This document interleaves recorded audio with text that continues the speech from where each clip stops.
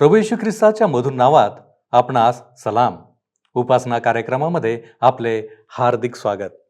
प्रियानो, आजच्या अध्ययनात प्रथम आपण अनुवाद अध्याय 20 याच्यामध्ये पाहणार आहोत की परमेश्वर आता इस्रायल लोकांना शत्रूंबरोबर युद्धात जाण्यास सूचना देत आहे. परमेश्वर त्यांना सांगतो की घाबरू नका, कारण तो त्यांच्या बरोबर आहे. त्यांना मिसरमधून बाहेर आणताना देखील तो त्यांच्याबरोबर होता. खरं तर हे एक महान आश्वासन होते. नंतर पुढे 21व्या अध्यायात आपण पाहणार आहोत की एखादा खून झाला आणि कोणी केला हे कळले नाही तर त्याचा शोध घेण्यासाठी काय करावे, त्यासाठी परमेश्वराच्या काय सूचना होत्या, तसेच काही इतरही नियम आम्ही पाहणार आहोत. तर मग चला प्रियानो, आपण आपल्या अध्ययनाची सुरुवात करूया. श्रोत्यांनो, मागच्या कार्यक्रमात आम्ही 18 आणि 19 ह्या अध्यायांवर विचार केला. आम्ही पाहिलं की फलज्योतिषशास्त्र परमेश्वराच्या दृष्टिकोनातून अयोग्य आहे. खऱ्या आणि खोट्या संदेष्टांना ओळखण्याकरिता परमेश्वराने काही कसोट्या दिल्या होत्या आणि त्यावर आम्ही विचार केला. खोट्या शिक्षकांपासून सावधान राहण्याचा इशारा आम्हाला देण्यात आलेला आहे. त्यानंतर आम्ही पाहिले की पवित्र शास्त्रातील सर्व भविष्यद्वाण्या समयानुसार परमेश्वराच्या योजनेप्रमाणे पूर्ण झालेल्या आहेत आणि पूर्ण होत आहेत आणि पूर्ण होणार आहेत. आम्हातील प्रत्येकाचे भविष्य परमेश्वराच्या हाती आहे. भविष्यावर मानवाला कधीच अधिकार प्राप्त झाला नाही आणि होणार नाही. श्रोत्यांनो, काही गोष्टी अशा आहेत की त्या मानवाकरिता गूढ रहस्याच्या रूपात आज आहेत आणि त्या बिंदूपर्यंत येऊन आम्हाला हे मान्य करावेच लागते की परमेश्वर आहे आणि त्याच्या युक्तीसमोर आमचे काहीच चालत नाही. आज आम्ही 20व्या अध्यायाकडे आता वळत आहोत. अनुवादाचे पुस्तक 20वा अध्याय. श्रोत्यांनो, हे पुस्तक फारच व्यवहारात्मक पुस्तक आहे. आज ज्या प्रकारचे जीवन आम्ही जगत आहोत त्या जीवनाला ते स्पर्श करणारे आहे. नियमशास्त्र जरी इस्रायलांना दिल्या गेले होते तरी त्यामध्ये असे काही सामान्य नियम आहेत जे आधुनिक युगातील नियमात जर सामील करण्यात आले तर ते मानवाच्या हितासाठी आणि सुखासाठी सहाय्यक ठरतील. अनुवादाचे पुस्तक जगातील अनेक समस्यांचे समाधान आहे. ज्या समस्या आज आमच्या समोर आहेत श्रोत्यांनो, त्या इस्रायलांसमोर सुद्धा होत्या. परमेश्वराने त्यासाठी असे काही नियम लावून दिलेत जेणेकरून त्यांना अनेक गोष्टी ठरविणे सोपे झाले. परंतु आम्ही परमेश्वराच्या नियमांकडे दुर्लक्ष केले आहे. आम्ही जर परमेश्वराच्या नियमांकडे लक्ष दिले असते तर आज जी अव्यवस्था आम्हाला झालेली आढळते ती झाली नसती. 20वा अध्याय, पहिलं वचन वाचूया. जेव्हा तू आपल्या शत्रूंवर चाल करून लढायला जातोस आणि घोडे व रथ व आपणापेक्षा पुष्कळ लोक पाहतोस, तेव्हा तू त्यांना भिवू नको. कारण ज्याने तुला मिस्र देशातून काढून वर आणले तो यहोवा तुझा देव तुझ्या संगती आहे. ह्या गोष्टी इस्रायलांप्रमाणे आमच्यासाठी सुद्धा महत्त्वाच्या आहेत. आम्हाला अनेक बोधवाक्ये वाचायला मिळतात, ऐकायला मिळतात. जसे श्रोत्यांनो, प्रेम करा, युद्ध नाही. हे सर्व ऐकायला फार चांगले वाटते, परंतु बरेचदा ते सर्व अर्थहीन ठरते. कारण आम्ही पापाने भरलेल्या जगात राहत आहोत. मानवाचे हृदय दुष्टाईने भरलेले आहे. आम्हाला अनेकदा युद्धात भाग घ्यावा लागतो, परंतु ज्या युद्धात परमेश्वर उपस्थित नाही त्या युद्धात आम्ही भाग घ्यायला नको. 2 ते 4 वचने पुढे काय सांगतात पहा. आणि असे व्हावे की जेव्हा तुम्ही लढाईला जवळ येता तेव्हा याजकाने जवळ येऊन लोकांशी बोलावे आणि त्यांना म्हणावे, हे इस्रायला, ऐक, आज तुम्ही आपल्या शत्रूंविरुद्ध लढायला जवळ आला आहात. तुमचे हृदय खचू देऊ नका, भिवू नका व कापू नका व त्यांच्यापुढे घाबरून जाऊ नका. कारण यहोवा तुमचा देव तोच तुम्हासाठी तुमच्या शत्रूंविरुद्ध लढाई करायला व तुम्हाला तारायला तुम्हा संगती जात आहे. आम्ही परमेश्वराच्या पक्षात आहो किंवा नाही ह्याची आम्ही खात्री करून घ्यायला हवी.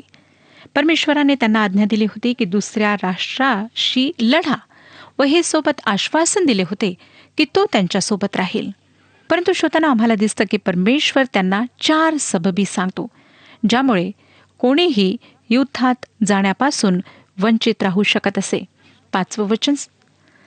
आणि अधिकाऱ्यांनी लोकांशी बोलावे, त्यांनी म्हणावे, ज्याने नवे घर बांधून त्याचे अर्पण केले नाही असा कोण मनुष्य आहे, त्याने आपल्या घरास परत जावे. नाहीतर कदाचित तो लढाईत मरेल आणि दुसरा मनुष्य त्याचे अर्पण करेल. नवीन घर ज्याने बांधले असेल त्याने युद्धात जाऊ नये. का? कारण त्याच्या मनात त्या घरात राहण्याची उत्कंठ इच्छा दबून राहील आणि त्याला त्या नवीन घरात राहण्याची संधी मिळावी म्हणून परमेश्वराने ही सबब ह्या ठिकाणी दिली. 6वं वचन, आणि ज्याने द्राक्षमळा लावून त्याचे फळ खाल्ले नाही असा कोण मनुष्य आहे, त्याने आपल्या घरास परत जावे, नाहीतर कदाचित तो लढाईत मरेल आणि दुसरा मनुष्य त्या मळ्याचे फळ खाईल. ज्याने अलीकडेच शेतीचे काम सुरू केले किंवा द्राक्षाचा मळा लावला, त्याला त्याच्या श्रमाचे फळ खाण्याची संधी लाभली नाही, त्याने युद्धात जाऊ नये. कारण श्रोत्यानो, त्याचे मन द्राक्षमळ्यातच गुंतून राहील. फळ खायला मिळूपर्यंत त्याने तेथे राहावे. दुसऱ्या कोणी येऊन त्याच्या परिश्रमाचे फळ खाऊ नये म्हणून ही तरतूद केल्या गेली. 7वं वचन पहा, आणि ज्याने बायकोला मागणी घालून ती विवाहून घेतली नाही असा कोण मनुष्य आहे, त्याने आपल्या घरास परत जावे, नाहीतर कदाचित तो लढाईत मरेल आणि दुसरा मनुष्य तिला विवाहून घेईल. ज्या तरुणाची मागणी झाली आहे त्याने युद्धात जाऊ नये. त्याने तिच्याशी लग्न करावे आणि तिच्यासोबत राहावे. 4थी सबब 8व्या वचनात वाचायला मिळते, आणि अधिकाऱ्यांनी आणखी बोलून लोकांना म्हणावे, ज्याला भीती वाटते व जो घाबरट मनाचा आहे असा कोण मनुष्य आहे, त्याने आपल्या घरास परत जावे, नाहीतर कदाचित त्याच्या भावाचे मन त्याच्यासारखे खचून जाईल. ज्याला युद्धाची भीती वाटते, जो युद्ध करू शकत नाही, त्याने युद्धात जाऊ नये. श्रोत्यानो, हाच नियम गिदोनाच्या सैन्याला सुद्धा लागू करण्यात आला होता. आपल्याला माहीत असेल की गिदोनाच्या सैन्यात बरेच सैनिक होते, 32,000 पुरुष, ज्यांनी एकत्र येऊन मिद्यानाच्या हातून राष्ट्राला सोडवले. त्यांना स्वतःच्या कब्जात घेऊन भिकेला लावले, दुर्बळ केले. शास्त्रांचे पुस्तक 6वा अध्याय 3 ते 6 वचने सांगतात, नंतर परमेश्वराने त्याला सांगितले की तुझ्याजवळ फार जास्त सैनिक आहेत. त्यामध्ये जितके भित्रे घाबरणारे आहेत त्यांना घरी पाठव. व ही गोष्ट सांगितल्यानंतर त्यांच्यापैकी 22,000 सैनिकांनी स्वतःचे सामान आणि हत्यारे घेतलीत आणि ते घरी परतलेत. नंतर पुन्हा परमेश्वराने त्याला सांगितले की तुझ्याजवळ अधिक लोक आहेत, त्यांना मी सांगतो त्याप्रमाणे अलग कर. जे जिभेने चाटून पाणी प्यायलेत ते अलग, व जे गुडघे टेकून तोंडाशी हात नेऊन चाटीत चाटीत पाणी प्यायलेत ते अलग करण्यात आलेत. संख्येने ते एकूण 300 भरलेत. श्रोत्यानो, हेच लोक युद्धासाठी गेलेत. त्यांची इच्छा होती की राष्ट्राला स्वतंत्र करावे, त्याचे रक्षण करावे. हेच लोक होते जे युद्धाकरिता गेले. बाकींना घरी पाठविण्यात आले. मला श्रोत्यानो, लहानपणी सगळ्या भव्य गोष्टींची, मोठ्या मोठ्या गोष्टींची भीती वाटायची. उंच इमारती, आकाश, डोंगर, ह्या सगळ्यांना पाहून मी फार घाबरीत असे. पण ह्याचा अर्थ असा नव्हे की मी सर्व क्षेत्रात भित्री आहे. युद्धावर जाण्याकरिता सुद्धा हिंमत हवी असते. परमेश्वर सांगतो की त्याच्या लोकांना युद्धात भाग घेण्याआधी 2 गोष्टी माहीत असायला हव्यात. एकतर त्यांनी परमेश्वराच्या पक्षात असायला हवे. योग्य त्यासाठीच त्यांनी लढाई करायला हवी आणि हे ध्यानात ठेवायला हवे की परमेश्वर त्यांच्यासोबत आहे. दुसरी गोष्ट, त्यांनी त्याविषयी उत्साहित असायला हवे. स्वतःच्या देशाच्या रक्षणासाठी लढण्याची सुद्धा वेळ असते. 20वा अध्याय 10 ते 12 वचने पहा काय सांगतात. तू एखाद्या नगराविरुद्ध लढायला त्याच्याजवळ जाशील तेव्हा त्याला शांतीसाठी बोलावणे कर. आणि असे होईल की त्या नगराने तुला शांतीचे उत्तर केले आणि तुझ्यासाठी ते उघडले तर असे व्हावे की त्यात जे लोक सापडतील त्या सर्वांनी तुला कर देणारे होऊन तुझी चाकरी करावी. आणि जर त्यांनी तुझ्याशी तह केला नाही पण तुझ्या विरुद्ध लढाई केली तर तू त्याला वेढा घाल. श्रोत्यानो, झेंडा उभारण्याची व देशभक्ती दाखवण्याची सुद्धा वेळ असते. देव आमच्याप्रमाणे नाही, परंतु आपल्या पद्धतीने लढतो. आम्ही युद्धात तेव्हाच भाग घ्यावा जेव्हा आमच्या मनात जिंकण्याचे विचार असतात. जर आमच्या मनात हारण्याचे विचार आहेत, भीती आहे, तर आम्ही लढाई करण्याचा विचार सुद्धा मनात आणू नये. देवाने फार चांगली मूलतत्वे ह्या ठिकाणी दिलेली आहेत, परंतु आम्ही त्या तत्वांपासून दूर गेलो आहोत. तिमथ्याला दुसरे पत्र 4था अध्याय 6 ते 8 वचने पहा काय सांगतात. तिमथ्याला दुसरे पत्र 4था अध्याय 6 ते 8 वचने वाचूया. पॉल ह्या ठिकाणी म्हणतो, कारण मी आता अर्पीला जात आहे आणि माझ्या निघण्याची वेळ जवळ आली आहे. मी चांगले युद्ध केले आहे, धाव संपवली आहे, विश्वास राखला आहे. आता पुढे माझ्यासाठी जो न्यायीपणाचा मुकुट ठेवला आहे तो त्या दिवशी नीतिमान न्यायाधीश प्रभू मला देईल. आणि केवळ मलाच नव्हे तर त्याचे प्रगट होणे ज्यांना प्रिय आहे त्या सर्वांनाही देईल. श्रोत्यानो, आमच्या ह्या युद्धात विश्वासामध्ये दृढ असण्याची फार नितांत गरज आहे. आम्हाला हारण्यासाठी नाही, परंतु जिंकण्यासाठी युद्ध लढायचे आहे. येशूला सैतानाशी झालेल्या युद्धात विजय मिळाला. आम्ही त्याच विजयी येशूचे लोक आहोत. इफिस्करासपत्र 6 अध्याय आणि 12 वचन सांगतं. इफिस्करासपत्र 6 अध्याय 12 वचन, कारण आपले झगडणे रक्तमांसाबरोबर नव्हे तर सत्तांबरोबर, सध्याच्या काळोखातील जगाच्या अधिपतींबरोबर, आकाशातल्या दुरात्म्यांबरोबर आहे. अनेक ख्रिस्ती लोक सैतानाच्या आक्रमणासमोर टिकत नाहीत. कारण काय? तर त्यांच्याजवळ देवाची संपूर्ण शस्त्रसामुग्री नसते. श्रोत्यानो, जोपर्यंत आमच्याजवळ देवाची संपूर्ण शस्त्रसामुग्री राहणार नाही, आम्ही सैतानाचा सामना कदापि करू शकणार नाही. त्यासाठी अवश्य आहे की देवाने जी शस्त्रसामुग्री देऊ केलेली आहे ती आम्ही बाळगावी, ती आम्ही आत्मसात करावी. आता आपण 21व्या अध्यायाकडे वळत आहोत. ह्या अध्यायाद्वारे धार्मिक व राष्ट्रासंबंधाने जे नियम, कायदे व ठराव सांगण्यात आले होते त्यांची समाप्ती होते. ह्याची सुरुवात 8व्या अध्यायापासून झाली होती. कदाचित आपणाला हे आठवत असेल. इस्रायली लोकांच्या जीवनात नियमितपणा आणण्यासाठी फारच विलक्षण व लक्ष वेधून घेणारे कायदे आम्हाला पाहायला मिळतात. 21वा अध्याय 1 ते 4 वचने मी आपणाकरिता वाचत आहे. अनुवादाचे पुस्तक 21वा अध्याय 1 पासून 4 वचने. यहोवा तुझा देव तुला जो देश वतन करून घेण्यासाठी देतो, त्यात जर वधलेला कोणी सापडेल, म्हणजे तो रानात पडलेला असून त्याला कोणी मारले हे कळत नाही, तर तुझ्या वडिलांनी व तुझ्या न्यायाधीशांनी बाहेर येऊन त्या वधलेल्याच्या चहूकडे असलेल्या नगरापर्यंत अंतर मोजावे. आणि असे व्हावे की जे नगर वधलेल्याला सर्वात जवळ आहे त्या नगराच्या वडिलांनी गुरांच्या खिल्लारातली कालवड, जिने काही काम केले नाही, जिने जू ओढले नाही, अशी ती घ्यावी. आणि नगराच्या वडिलांनी ती कालवड, ज्या खळखळ वाहणाऱ्या ओढ्यावर शेतकाम चालत नाही व पेरणी होत नाही, तेथे खाली न्यावी आणि तेथे ओढ्यावर कालवडीची मान कापावी.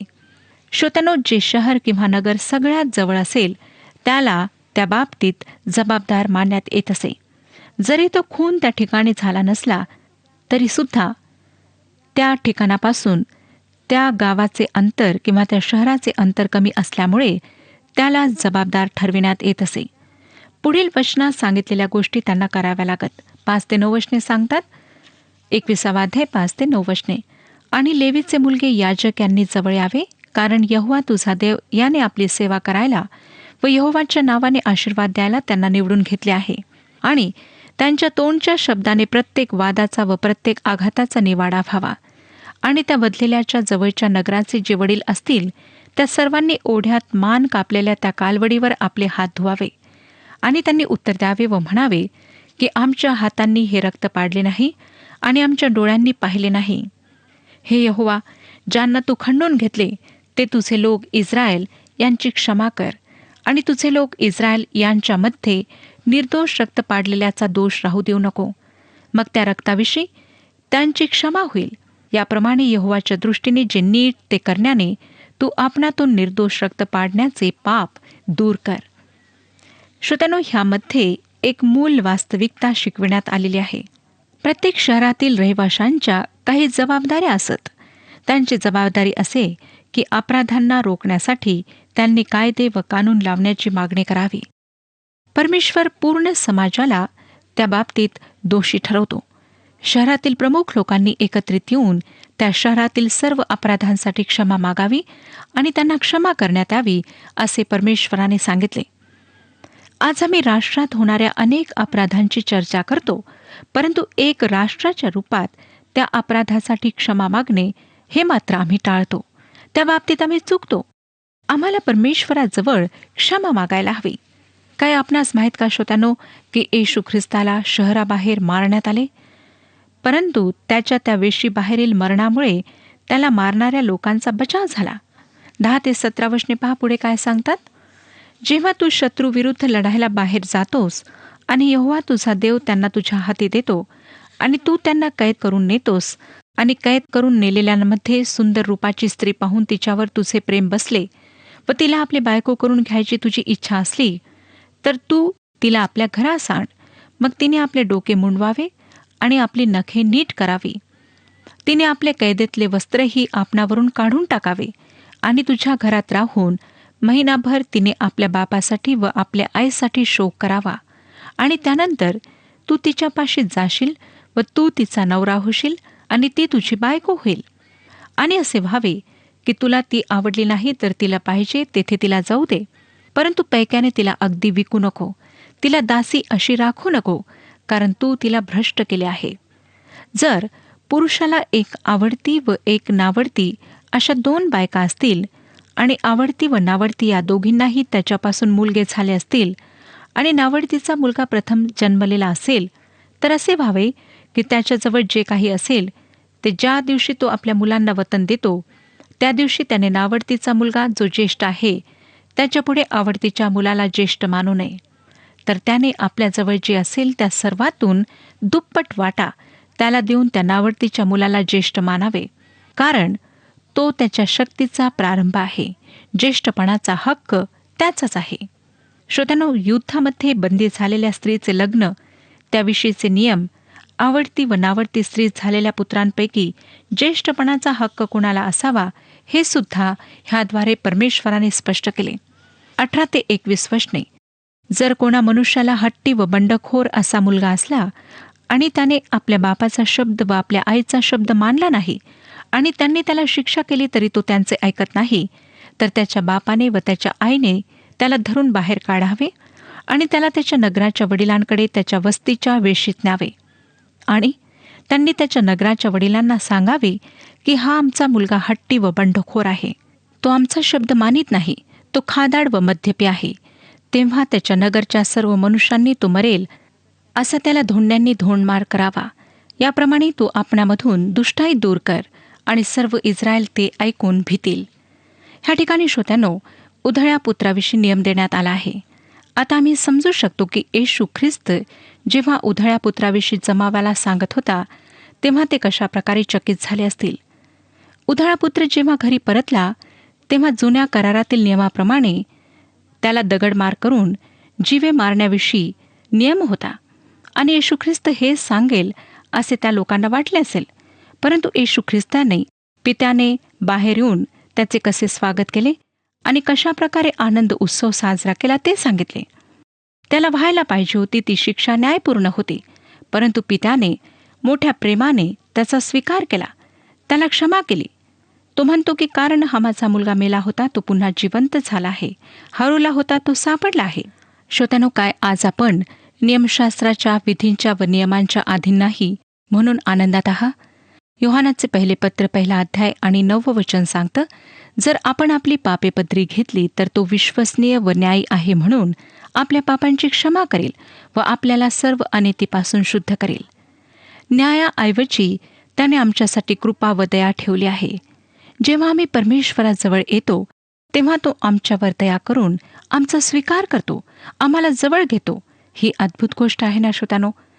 आता आमच्या समोर झाडावर टांगण्यात आलेल्या व्यक्तीचा खटला आहे. 22 आणि 23 वचने सांगतात, आणि जर कोणा मनुष्याने मरणास योग्य असा अपराध केला व त्याला जीवे मारले आणि तू त्याला झाडावर टांगले, तर त्याचे शरीर सारी रात्र झाडावर राहू नये, पण तू त्याच दिवशी त्याला अवश्य पुरावे, कारण जो टांगलेला आहे तो देवाचा शापित आहे. तर यहोवा तुझा देव जो देश तुला वतन म्हणून देतो त्या तुझ्या देशाला तू अशुद्ध करू नको. श्रोत्यानो, अपराध्याला त्या झाडावर रात्रभर टांगल्या राहू देण्यात येत नसे, कारण त्या व्यक्तीला शापित मानण्यात येई. आम्हाला आश्चर्य वाटेल, कारण इस्रायलमध्ये जी प्राणदंडाची शिक्षा होती ती दगडमार करून देण्यात येत असे. वरवर पाहता असं आढळतं की इस्रायलमध्ये प्राणदंडाची शिक्षा टांगून देण्यात येत नसे. तरी खरा अर्थ हा आहे की त्या अपराध्याला प्रथम दगडमार करून मारण्यात येत असे आणि नंतर त्याला झाडावर टांगण्यात येत असे.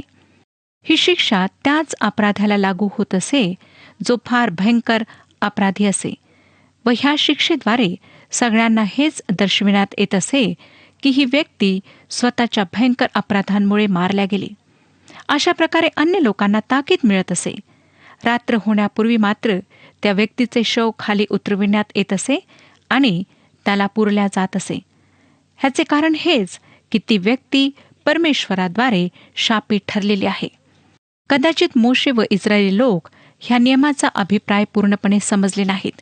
गलतीकारासपत्र 3 अध्याय आणि 13 वचन सांगतं, आपणाबद्दल ख्रिस्त शाप झाला आणि त्याने आपणाला नियमशास्त्राच्या पापापासून खंडणी भरून सोडविले.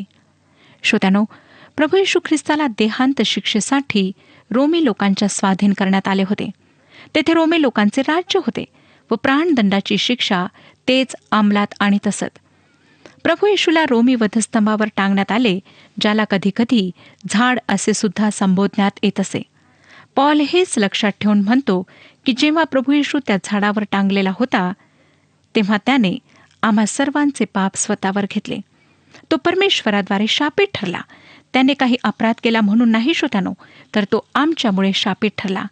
नियमशास्त्राद्वारे आम्ही पापी ठरले गेलो होतो, पण त्याने आमच्यासाठी खंडणी भरली, आम्हाला पापांपासून सुटका दिली, आम्हाला क्षमा प्राप्त करून दिली. त्याला तुमच्या व माझ्याकरिता शापित ठरविण्यात आले. परमेश्वराशी आमचा संबंध तुटलेला होता. तो पुन्हा स्थापित होण्याची काहीच आशा नव्हती. परंतु येशू ख्रिस्ताच्या मृत्यूद्वारे आमच्याकरिता स्वर्गाचे द्वार उघडल्या गेले. परमेश्वराशी आमचा संबंध पुन्हा स्थापित झाला. जेव्हा आम्ही त्याच्यावर विश्वास ठेवून पापांची क्षमा प्राप्त करतो तेव्हा आम्हाला तारण प्राप्त होते. आज श्रोत्यानो, आपणातील प्रत्येकाकरिता तारणाचे आश्वासन आहे. फक्त आपणाला प्रभू येशू ख्रिस्तावर तारणारा म्हणून विश्वास ठेवायचा आहे. आपल्या पापांची क्षमा प्राप्त करायची आहे. परमेश्वर ह्या विषयात आपले मार्गदर्शन करो आणि आपणातील प्रत्येकाला आशीर्वाद देव. प्रियानो, आपण पाहिले की अनुवादाचे पुस्तक हे समस्यांचे समाधान आहे. अनेक गोष्टींचा यामध्ये उल्लेख आहे. अनेक नियम आणि सूचना आहेत. या सर्वांमधून आम्हाला हेच समजते की परमेश्वराला त्याच्या निर्मितीवर आणि विशेष करून मनुष्यावर त्याचे प्रेम, त्याची प्रीती आहे.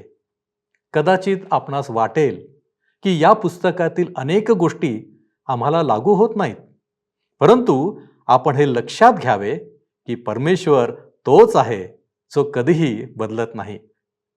इस्रायल लोकांप्रमाणेच तो तुमच्यावर आपली कृपेची दृष्टी ठेवू इच्छितो. काय त्या महान आणि सामर्थ्यवान परमेश्वराला आम्ही ते उच्च स्थान आणि तेही आमच्या जीवनात देणार आहोत. यासाठी आपण आत्मपरीक्षण करूया. आपण प्रार्थना करू.